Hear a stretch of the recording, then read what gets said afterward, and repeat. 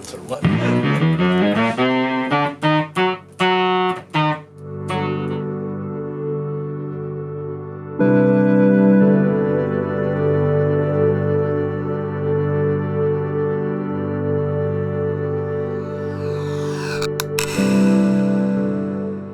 Could you just give us a quick rundown of all your Jazzmasters, or just a quick explanation of your recent Jazzmaster fascination?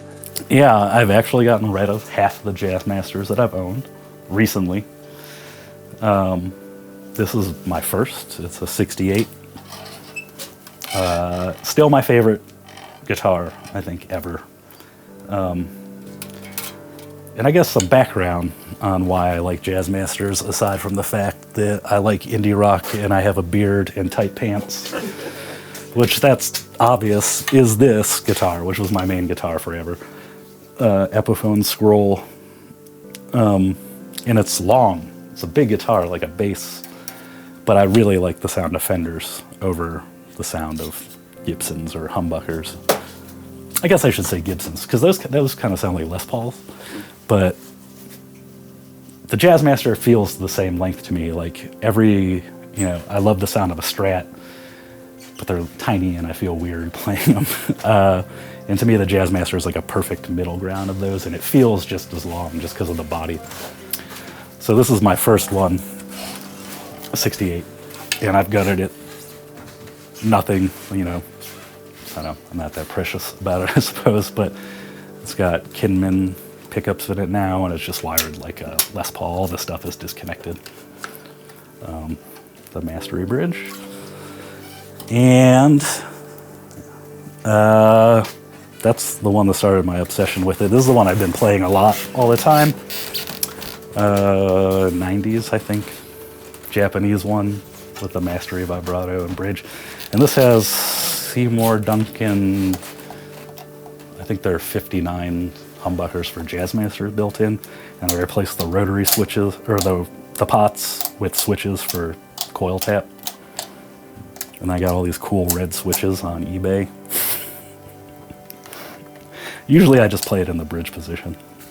And again, because those are coil taps, it's just like a Les Paul. I do that a lot on all of these. I made this one from Musicraft parts. I believe this has pickups from the Creamery in it. They might be P90s for Jazzmaster. The stuff's disconnected. Mastery.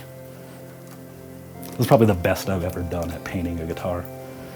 You painted it yourself? Mm-hmm. With Re-Ranch spray paint. And then at some point I had a Fender logo.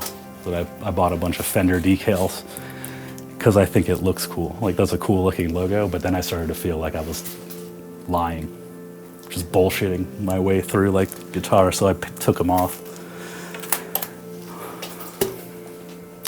This is one I play live a lot, and I end up throwing around. All parts neck Squire body that I stripped and painted this the color of poop, really. Stay Trim is an amazing bridge. I don't know what pickups are in this. I think they might also be some kind of Creamery pickups. And then my other favorite live guitar, which I think I got from MJT on eBay. What's up with those pickups?